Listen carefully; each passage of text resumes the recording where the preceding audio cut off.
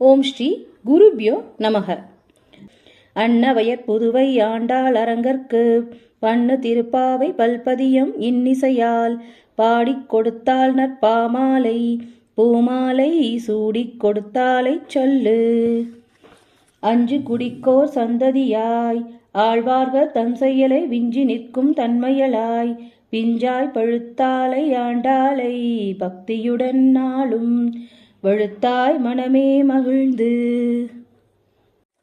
இன்னைக்கு மார்கழி கொண்டாட்டத்துல பாசுரம் 13.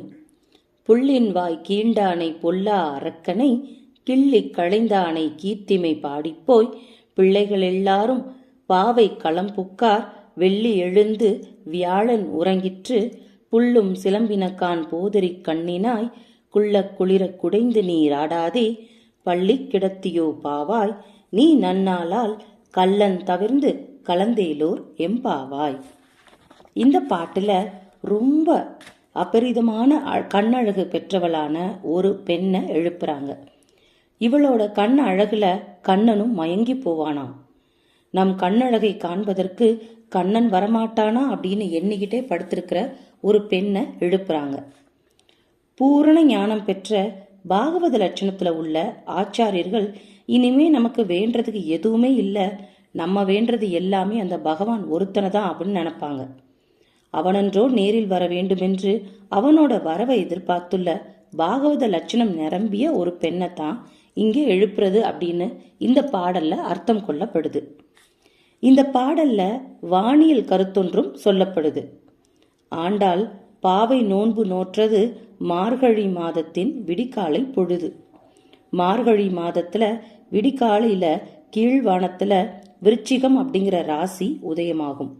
ஆண்டாள் நோன்பு நோற்ற மார்கழி மாதத்தில் சுக்கிரன் அதாவது வெள்ளி அப்படிங்கிற ஒரு கிரகம் விருச்சிக ராசியில் இருந்திருக்கு. வானியல் விதிப்படி அடி வானத்துல எந்த ராசி உதயமாகுதோ அதற்கு 7வது ராசி மேற்கு வானத்துல மெல்ல மெல்ல மறைந்து கொண்டிருக்கும். விருச்சிகத்திற்கு 7வது ராசி ரிஷபம். ஆண்டாள் நோன்பிருந்த அந்த மார்கழி மாதத்துல வியாழன் அதாவது குரு அப்படிங்கிற கிரகம் ரிஷப ராசியில இருந்திருக்கணும். அதனால தான் கீழ் வானத்தில் வெள்ளி விடுகின்ற போது மேலை வானத்தில் வியாழன் மறைஞ்சிருச்சு. இந்த நிகழ்வையும் ஆண்டாள் தன்னோட பாடல்ல சொல்றாங்க. ரிஷப ராசியில வியாழன் வருவது 12 ஆண்டுகளுக்கு ஒரு முறைதான். அவ்வாறு வரும் வியாழன் ஓராண்டு முடிய மெல்ல மெல்ல அந்த ராசிய கடந்துகிட்டே இருப்பான். இந்த காலகட்டத்திற்குள் மார்கழி மாதத்தில் சுக்கிரன் கிரகம் விருச்சிக ராசிக்குள்ள வரணும். அப்படி வந்தாலே கீழ்வானத்தில் சுக்கிரனும் மேல்வானத்தில் வியாழன் இருப்பதும் சாத்தியம். இந்த நிகழ்வு 12 ஆண்டுகளுக்கு ஒரு முறை தான் வரும். 100 ஆண்டுகளுக்கு ஒரு முறையும் வரும். கிரகங்களிலேயே மிகவும் பலம் பொருந்தியவர்களான வியாழனும் அசுரர்களுக்கு குருவான சுக்கிரனும் கீழ்வானத்திலும் மேற்கு வானத்திலும் இந்த பூமியின் மீது தன்னோட கிரணங்களை வானத்திலிருந்து பாய்ச்சுவது என்பது பல 12 ஆண்டுகளுக்கு ஒரு முறை நடக்கக்கூடிய ஒரு அசாத்தியமான வானியல் நிகழ்வு. அதுக்கு மட்டும் இல்லாம முதல் பாட்டுல சொல்லியிருந்தாங்க இல்லையா, மார்கழி திங்கள் மதி நிறைந்த நன்னாள் அப்படின்னு அன்றைய தினத்தையும் கொண்டாடுறாங்க. நிறைந்த மதின்னு எதை சொல்லுவாங்க? பௌர்ணமியை தானே. சூரியனுக்கு 7வது ராசியில சந்திரன் வரும் காலமே பௌர்ணமி. மார்கழி மாதத்துல சூரியன் தனுசு ராசியில வரும். தனுசுக்கு 7வது ராசியான மிதுன ராசியில சந்திரன் வருவதுதான் பௌர்ணமி. மேலும் வானத்தில் ஒரு அழகிய சித்திரம் தீட்டப்படுது. வியாழன் கிரகம் உள்ள ரிஷபராசி மெல்ல மெல்ல மறைஞ்சுக்கிட்டே இருக்கும்.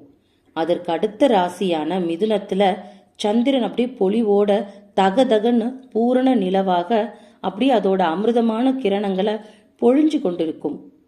இந்த மாதிரி ராஜ கிரகங்களான வியாழன் சுக்கிரன் சந்திரன் மூவரும் பலம் பெற்று புவிய இந்த பூமிய நோக்கும் இடத்து ஆண்டாள் நோன்பிற்கான காலமாக நேர்பட சொல்றாங்க.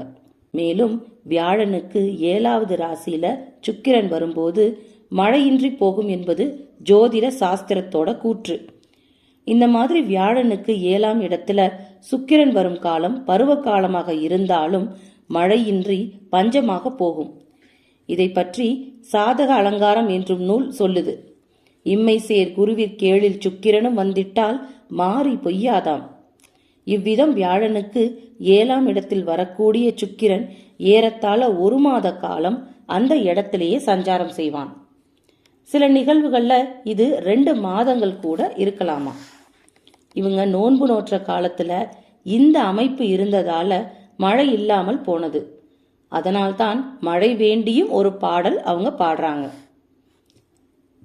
இது போல தேவர்களுக்கு அதிபதியான வியாழன், அசுரர்களுக்கு அதிபதியான சுக்கிரன், ஆன்மீகத்திற்கு காரணமான சூரியன், அறிவுக்கு காரணமான சந்திரன், இந்த 4 பேரும் ஒருவருக்கொருவர் அடுத்த அடுத்த ராசியில சஞ்சரிக்கும் ரொம்ப அரிதான வானியல் நிகழ்வு இந்த பாடல்ல ரொம்ப அழகா சித்தரிக்கப்பட்டிருக்கு. அது மட்டும் இல்லாம அந்த பெண்ணை விழிக்கிறாங்க, பேரெழில் விழியாலே கண்ணனை நீ மட்டும் அனுபவிக்க வேண்டும் என்ற கள்ளத்தனத்தை மனசுல வச்சுக்கிட்டு நீ தூங்குறது போல பாசாங்கு செய்யறவளே, விடிகாலை பொழுது வந்துருச்சு. கீழ்வானத்துல சுக்கிரன் அதாவது வெள்ளி உதிக்க மேல் வானத்தை வியாழன் மறைஞ்சிட்டாரு.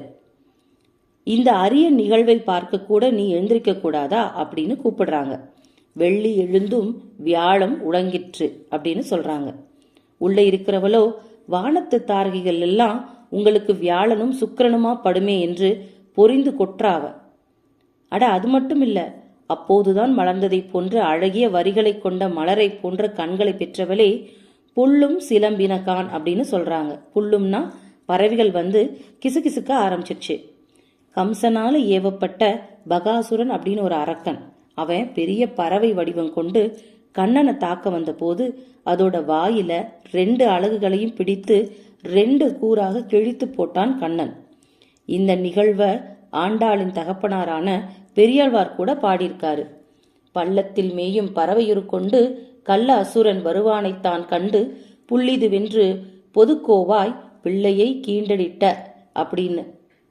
புள்ளின்வாய் பிளந்திட்டாய் என்று தன்னோட திருமொழியில புள்ளின்வாய் கீண்டானை பொல்ல அரக்கனை கிள்ளி கழைந்தானை கீர்த்திமை பாடிப்போய் அப்படின்னு அந்த பெரியாழ்வாரோட திருமகள் ஆண்டாள் தன்னோட பாசுரத்துல சொல்றாங்க.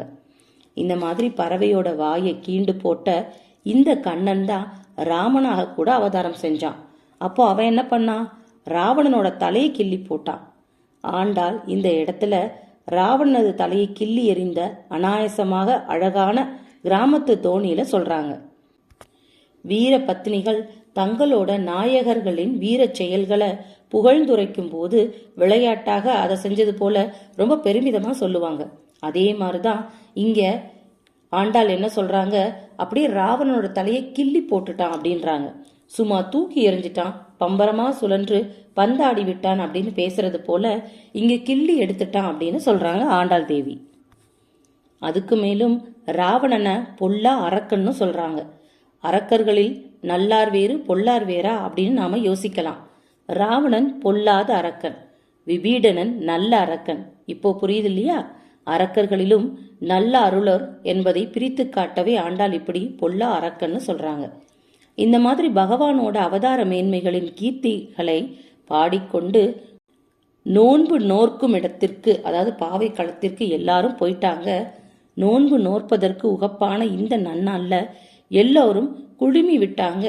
அதனால கதிரவனோட கதிர்கள் பட்டு நம்மளோட உடல் சூடாவதற்கு முன்னாடி உள்ளமும் புறமும் குளிரும் வண்ணம் எங்களோடு வந்து நீ சேர்ந்து நீராடாம படுக்கையே கதின்னு நீ கிடக்கிறியே பெண்ணே எழுந்திராய் அப்படின்னு எழுப்புறாங்க இந்த பாசுரத்துல. இதுதான் இந்த பாசுரத்தோட விளக்கம். இந்த பாசுரத்துல ரொம்ப அழகா அந்த அறிவியல் நுட்பத்தையும் சொல்லியிருக்கிறது எல்லாருக்கும் ரொம்ப வியப்ப கூட்டுது. இன்னமும் இந்த பாசுரத்தை மேலையார் ஆராய்ச்சிக்கிட்டே இருக்காங்க. அவ்வளோ ஆராய்ச்சிக்குரிய ஒரு பாசுரமா இது அமைஞ்சிருச்சு. இப்ப இந்த பாசுரத்தோட உட்பொருளை பார்க்கலாம். காலம் ரொம்ப முக்கியமானது, நல்ல நாளும் ரொம்ப முக்கியமானது. பகவானோட அருமையான குணங்களை விளக்கும் ஆச்சாரியர்களும் முக்கியமானவங்க. இப்படி ஒரு நேரம் வந்தத இந்த ஜீவாத்மா அறியாம தூங்கலாமா? அதுதான் இந்த பாட்டோட பொருள். நம்மோட உள்ள அரக்கத்தன்மையை போக்க பகவானோட மேன்மைகளை நினைச்சு அதை சொல்லியும் பாடியும் அதிலேயே ஈடுபட்டு இருப்பவங்களோட சேர்ந்து நம்மளோட அஞ்ஞானத்தை விரட்டி மெஞ்ஞானம் பெறதுக்காக பிறருக்கு வழிகாட்டும் பாகவத லட்சணம் பெற்றால் அவனே நம்மளை ஆட்கொள்வான் அப்படின்னு சொல்லி இந்த பாட்டோட உட்பொருளா சொல்றாங்க ஆண்டாள் தேவி. இப்போ இந்த பாசுரத்துல ஸ்ரீமத் ராமானுஜரை பத்தி என்ன ஒரு பொருள் கொடுத்திருக்கு அப்படின்னு பார்க்கலாம். ராமானுஜர் வடமொழி தென்மொழி ரெண்டுலையுமே ரொம்ப வல்லவர். அதோட சேர்த்து சகல வேதங்களையும் கற்று அதை மற்றவங்களுக்கு அது உண்மையான பொருளோட விளக்குறதுல ரொம்ப திறமைசாலி. இந்த பாட்டுல குள்ள குளிர குடைந்து நீராடுதல் அப்படிங்கிற ஒரு சொற்றொடர் இருக்கு. இது ராமானுஜர் ஆழ்பொருள் அனுபவத்துல மூழ்கி வேதாந்த ரகசியங்களோட உண்மை பொருளை வெளியே கொண்டு வந்ததோட அர்த்தத்தை சொல்றாங்க. இதனை குள்ள குளிர குடைந்து நீராடி என்ற சொற்றொடரில் ராமானுஜரோட மேன்மைய ஸ்ரீ ஆண்டாள் தேவி விளக்குறாங்க.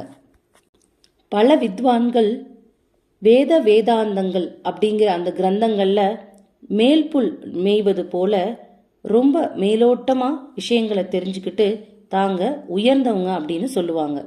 ஆனா ஸ்ரீமத் ராமானுஜர் கடல்ல குடைந்து நீராடி சத்தான தத்துவங்களோட திறன் எல்லாமே பற்றினவர். அவரு குள்ள குளிர குடைந்து நீராடுவது மாதிரி வேதாந்தங்கள்ல உள்ள விஷயத்தை எல்லாத்தையும் அப்படியே கிரகிச்சுக்கிட்டு அதோட உண்மையான பொருளை ரொம்ப திறமைப்பட அடுத்தவங்களுக்கு சொல்லி புரிய வச்சவர் அப்படிங்கிறத இங்க ஆண்டாள் தேவி தன்னோட அண்ணனோட பெருமையா இங்க பெருமிதமா சொல்றாங்க. இந்த பாசுரத்துல அவங்க அந்த சொற்றொடர்ல சொல்ல விரும்பியது அதுதான். இதுதான் இந்த பாசுரத்துல ஸ்ரீமத் ராமானுஜரை பொருட்டு ஆண்டாள் தேவி இந்த சொற்றொடரை அமைச்சிருப்பாங்களோ அப்படின்னு பெரியவங்க புரிஞ்சுக்கிற ஒரு பொருள். இந்த பாசுரத்தோட விளக்கங்கள் இதோட முடியுது. மீண்டும் அடுத்த பாசுரத்துல நாளைக்கு பார்க்கலாம். ஸ்ரீமத் ராமானுஜாய நமக. ஸ்ரீ ஆண்டாள் திருவடிகளே சரணம். அழகெல்லாம் ஆண்டாளின் அழகாகுமா, அவள் அசைந்து வரும் நடைக்கு இணையாகுமா, அழகெல்லாம் ஆண்டாளின் அழகாகுமா. கோதை பிறந்த ஊர் கோவிந்தன் வாழும் ஊர், ஜோதி மணிமாடம் தோன்றும் ஊர், நீதியால் நல்ல பக்தர் வாழும் ஊர், நான்மறைகள் ஓதும் ஊர், ஸ்ரீவில்லிபுத்தூர் வேதக்கோனூர். பாதங்கள் தீர்க்கும் பரமனடி காட்டும், வேதம் அனைத்துக்கும் வித்தாகும், கோதை தமிழ் ஐயைந்தும் ஐந்தும் அறியாத மானிடரை வையம் சுமப்பதும் வம்பு. திருவாடி பூரத்து செகத்துதித்தாள் வாழியே, திருப்பாவை 30 செப்பினால் வாழியே, பெரியாழ்வார் பெற்றெடுத்த பெண் பிள்ளை வாழியே, பெரும்புதூர் மாமுனிக்கு பின்னானால் வாழியே, 143 உரைத்தாள் வாழியே, உயர் அரங்கற்கே கண்ணி யுகந்தளித்தாள் வாழியே, மறுவாரும் திருமல்லி வளநாடு வாழியே, வன்புதுவை நகர்கோதை மலர்ப்பதங்கள் வாழியே. ஓம் ஸ்ரீ சர்வம் ஸ்ரீ கிருஷ்ணார்ப்பணமஸ்து.